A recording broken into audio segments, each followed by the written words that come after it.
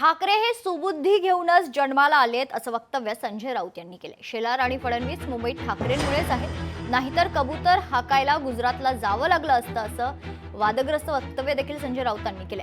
ठाकरे बंधूंच्या भेटीवर फडणवीसांच्या प्रतिक्रियेला राऊतांनी हे उत्तर दिले। दोनही भावांना एकत्र राहण्याची सुबुद्धी मिळावी असं फडणवीस म्हणतात।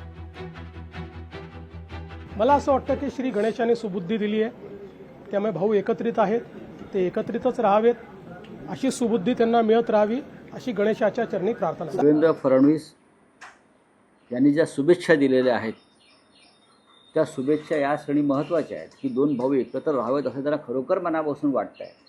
आणि मला खात्री आहे की काल स्वतः देवेंद्र फडणवीस हे राज ठाकरे यांच्या गणरायाच्या दर्शनाला गेले, तिथे हात जोडले, त्याच्यामुळे त्यांनीही त्या गणरायाकडे तीच इच्छा व्यक्त केली असेल की महाराष्ट्राच्या कल्याणासाठी आणि महाराष्ट्रावर सध्या जे संकट आहे राजकीय ते दूर करण्यासाठी या गणरायानं दोन्ही ठाकरे बंधूंना बळ द्यावं, शक्ती द्यावी।